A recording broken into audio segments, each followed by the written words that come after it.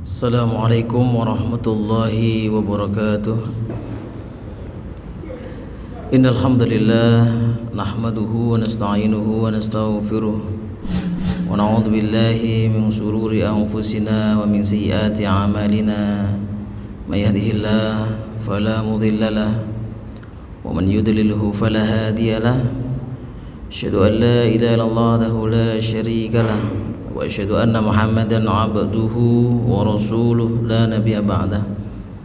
Allahumma shalli wa sallim wa barik wa an'im ala nabiyyina Muhammadin wa ala alihi wa ashabihi wa man tabi'ahum bi ihsan ila yaumil qiyamah.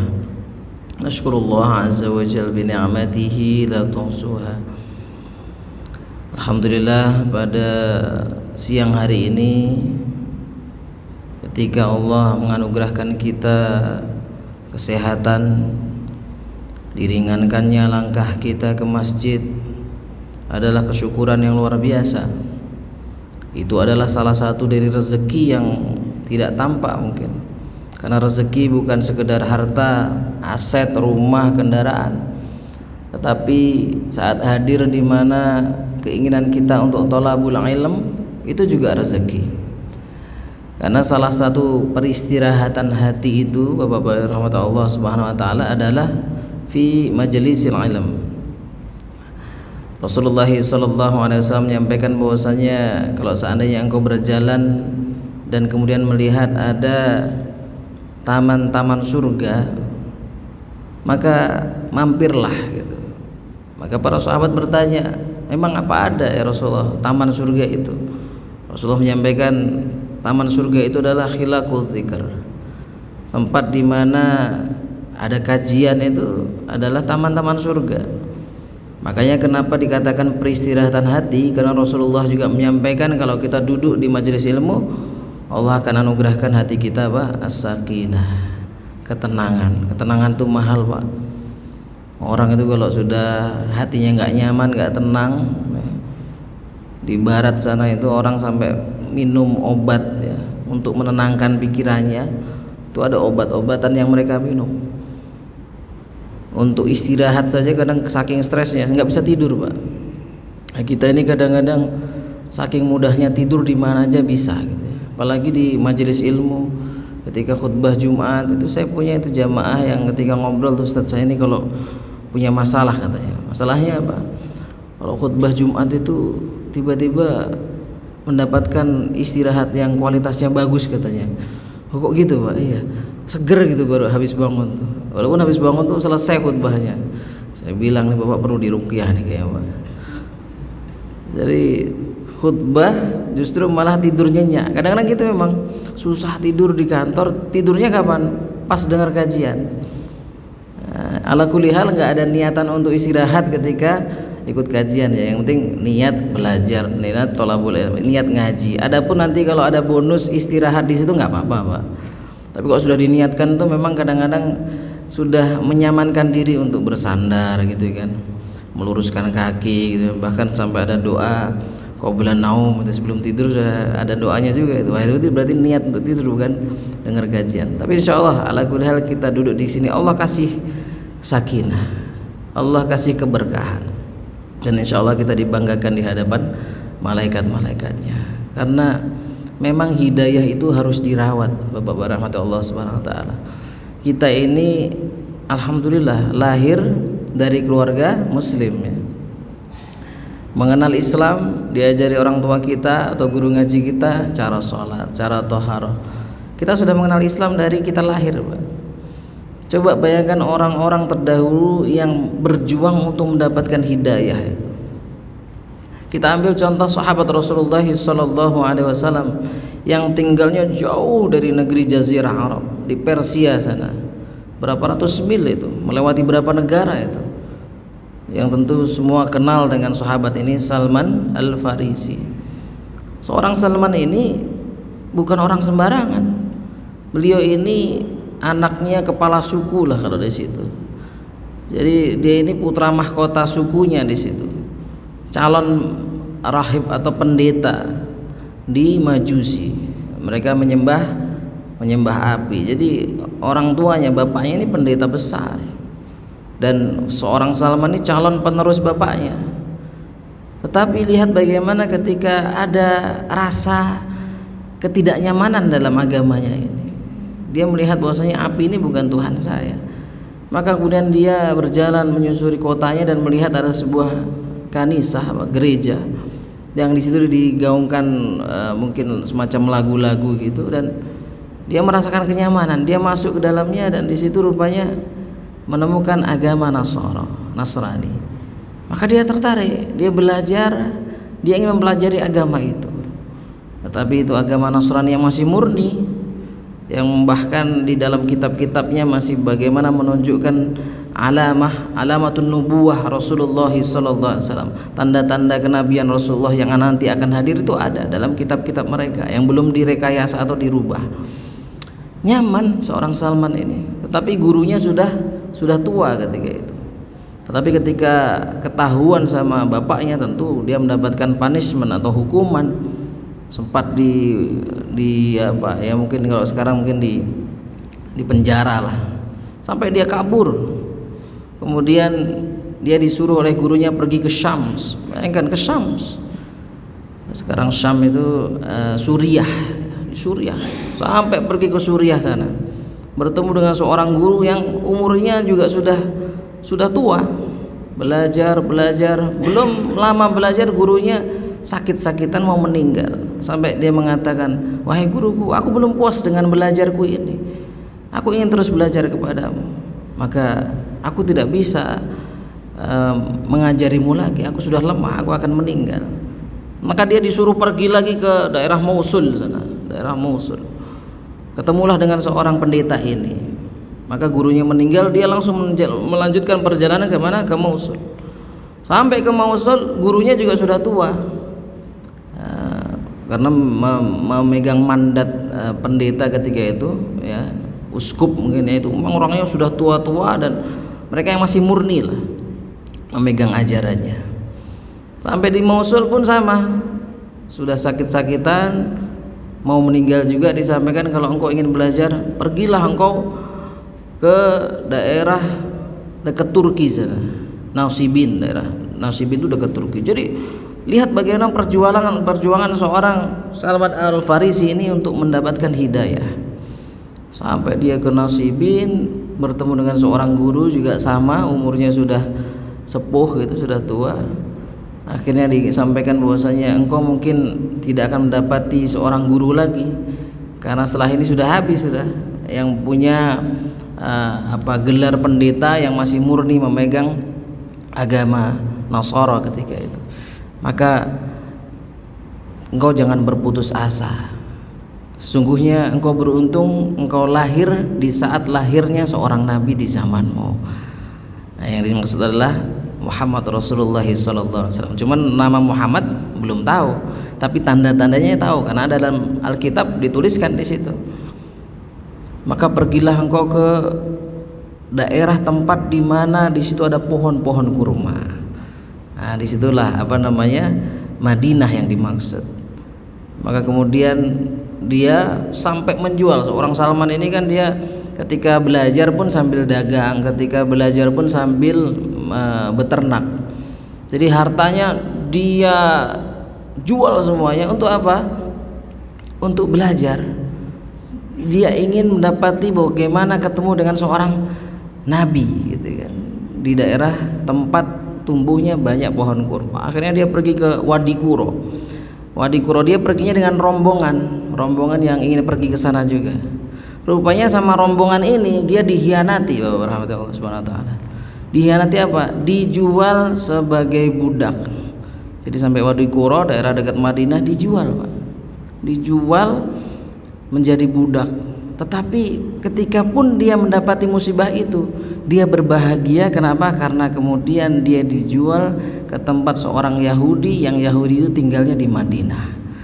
Jadi lihat ya, dia kena musibah, dijual sebagai budak, yang padahal dia sudah megang uang harta banyak untuk perjalanan safarnya itu, tetapi dia menjadi budak.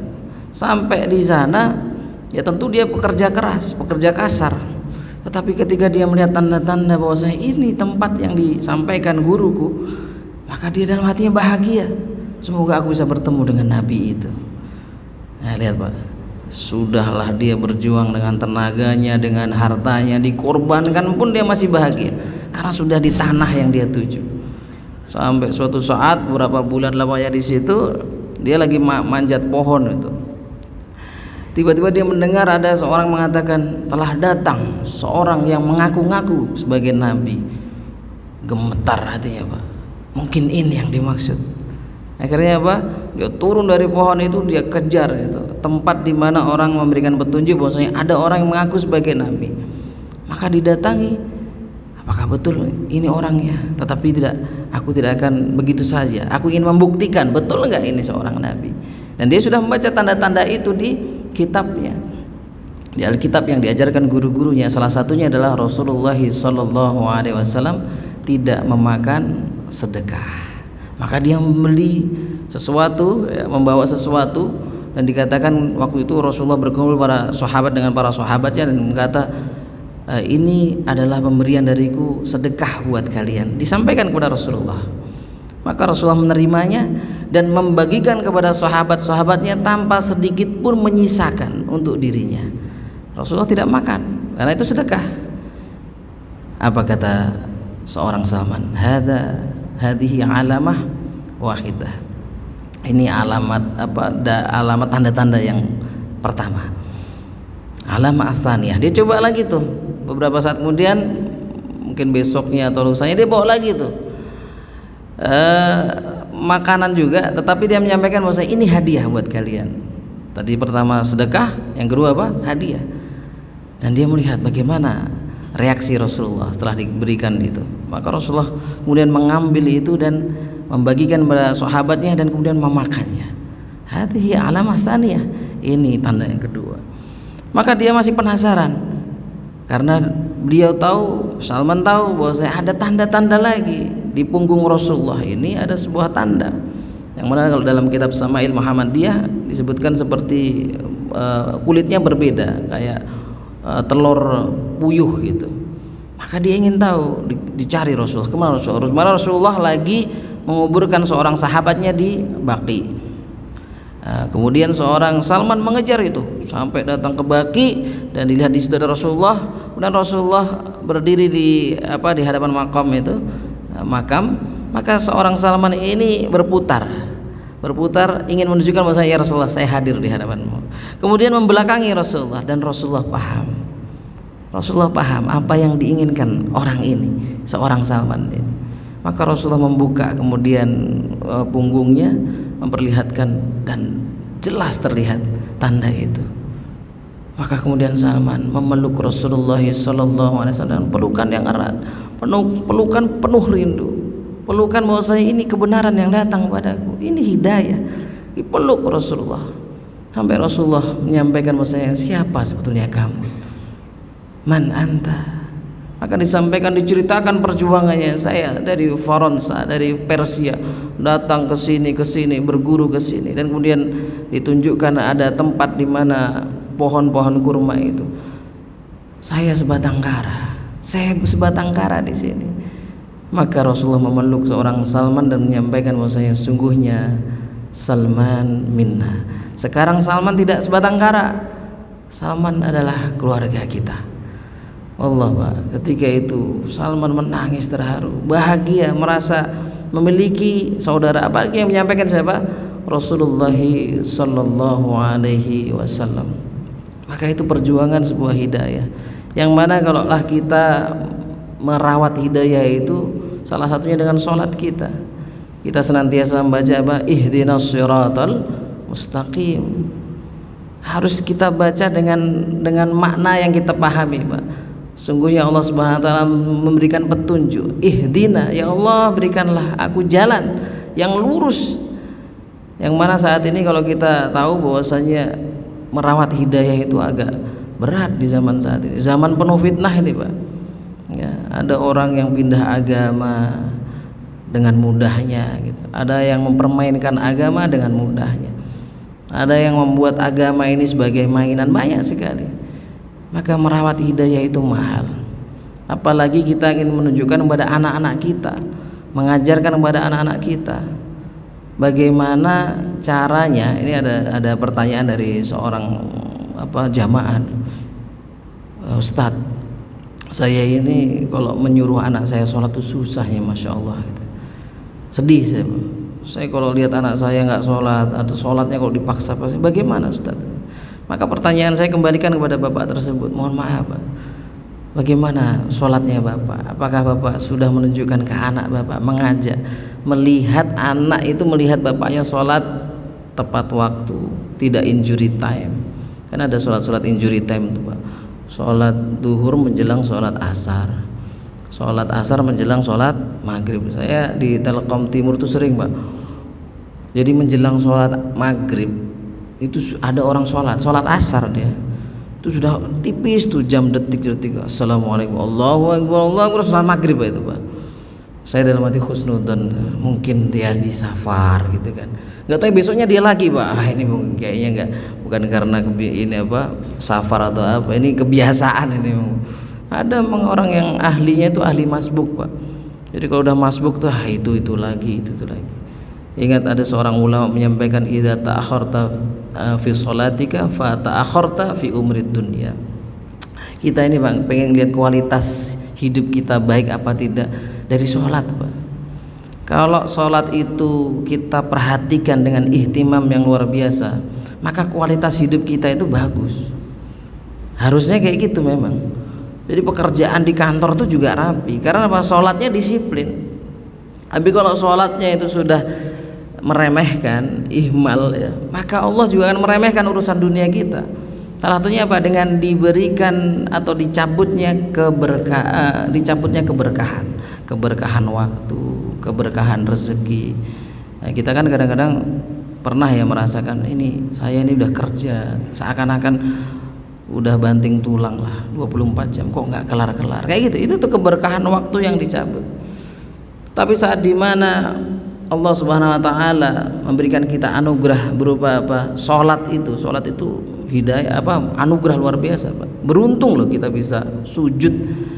Beruntung kita bisa masih menikmati salat, apalagi di masjid, apalagi jamaah. Karena mungkin ada teman-teman kita yang masih senang salatnya itu di kantor.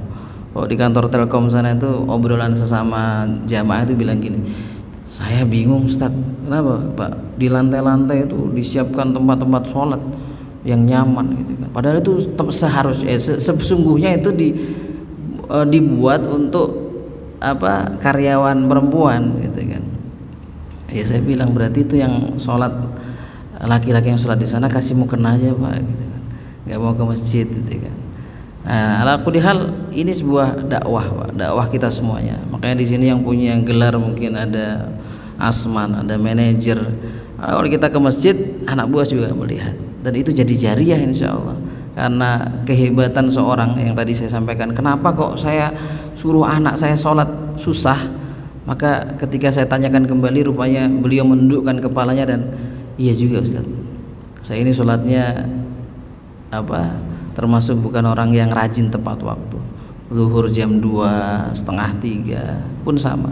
Nah bagaimana? Coba lihat, ketika anak melihat seorang orang tua ya sholat di hadapannya, mengajak ke masjid 5 waktu belum sunnah ya, kita kalikan 360 hari ya, setahun berapa?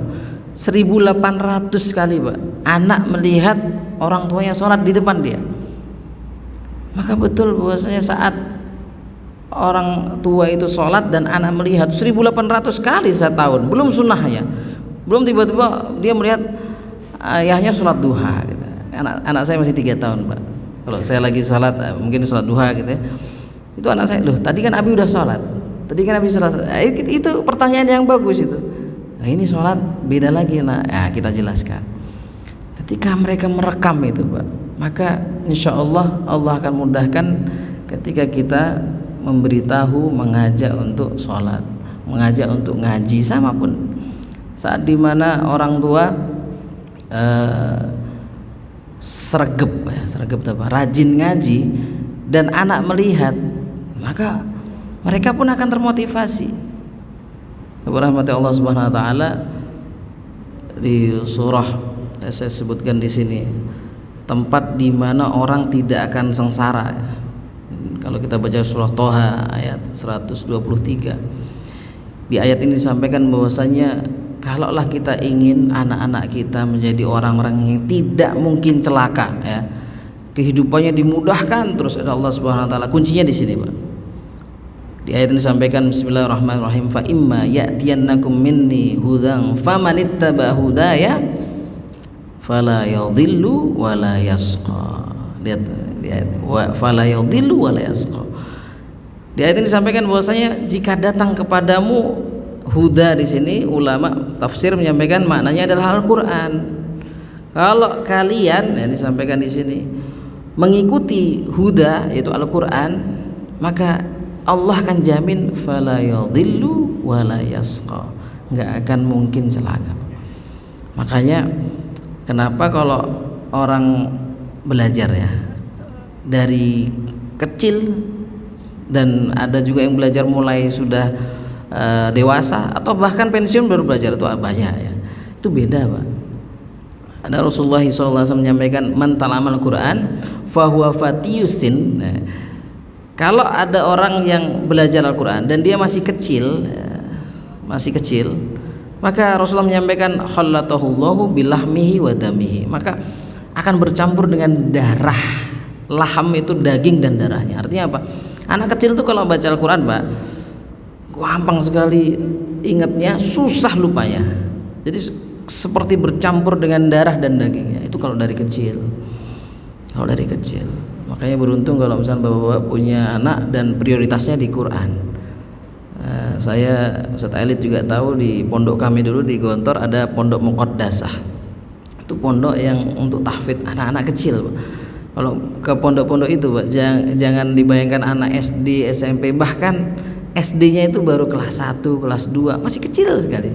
Itu sudah dari Malaysia, Pak, ditinggal ke situ, ya. Dan syaratnya adalah ketika memondokkan anaknya nggak boleh dijenguk selama 1 bulan lamanya. Jadi harus tega. Jadi tulisan di pondoknya itu pertama syaratnya tega. Yang kedua saya lupa, Pak. Yang penting tega. Harus tega menyerahkan anaknya. Itu dari kecil mudah, Pak. Tapi kalau sudah besar, ya kita tahu sendiri, ya. Kan naksi alal hajar, ada kan kalau anak kecil kan naksi alal hajar, kayak nulis di batu. Mengukir di batu, anak kecil tuh susah hilangnya. Kalau sudah tua itu, Pak, seperti menulis di atas air, Pak. Nulis air kan gitu, atau pasir lah, ya, pasir. Kena angin hilang. Hari ini hafal, besok lupa gitu kan. Atau besok lupa di ayat selanjutnya, ayat pertama hilang gitu terus. Tapi nggak apa-apa, itu sebuah ikhtiar. Kalau kita menikmati yang namanya, Pak, dekat dengan Al-Quran, karena tidak ada kata terlambat, Pak.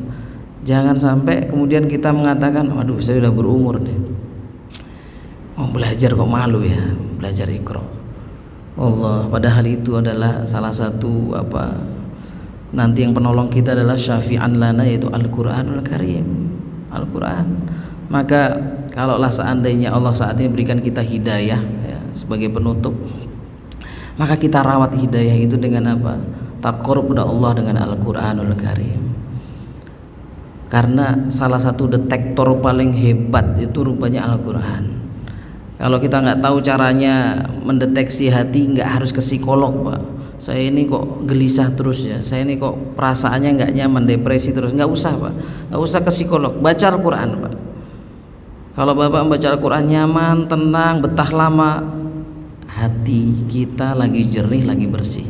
Itu seorang sahabat menyampaikan bahwasanya kalaulah seandainya engkau masa sabitum bi kalamillah, kalau engkau itu tidak pernah kenyang dengan lau tahurat qulubukum ma sabitum bi kalamillah. Kalau engkau pengen melihat hatimu bersih apa tidak, maka lihatlah apakah kamu kenyang dengan membaca Al-Quran. Kalau kita lapar, Pak, pengen nambah, ya, pun sama. Kalau kita membaca Al-Quran dan kemudian merasakan nyaman, kurang, ya, nggak kenyang, maksud masa itu nggak kenyang sama Al-Quran, berarti hati kita jernih. Tapi baru buka selembar, Pak, itu encok udah kumat, rematik, kaki kesemutan, nggak betah kita. ada masalah besar dalam hati kita, ada masalah besar di hati kita. Maka sungguhnya melembutkan hati kita juga dengan Al-Quran. Semoga Allah anugerahkan kepada kita semua ini Pak, hidayah yang kita pegang sampai kita nanti meninggal, dan kita rawat hidayah itu Pak sampai dimana ajal menjemput kita. Jangan sampai nanti kita meninggalkan dunia ini bekal kita kurang. Makanya ulama menyampaikan bahwasanya orang hidup di dunia itu seperti orang yang menyeberangi lautan. Maka amal ibadah kita itu ibarat perahunya. Kalau kita tidak punya amal jariyah, amal ibadah, maka seakan-akan, kata ulama itu dalam kitab Durratun Nasihin itu disampaikan, seakan-akan dia itu berenang di atas lautan. Sehebat apapun atlet olimpiade pun nggak akan bisa mengarungi lautan Pak, capek tenggelam. Maka amal ibadah kita adalah perahu itu. Semoga Allah anugerahkan kita hidayahnya sampai nanti kita menutup mata. Nastaudikum fi riayatillah. Mari kita tutup kajian pada siang hari ini dengan baca kafaratul majlis. Subhanakallah wa bihamdik, asyhadu an la ilaha illa anta, astaghfiruka. Nastaudikum fi riayatillah. Assalamualaikum warahmatullahi wabarakatuh.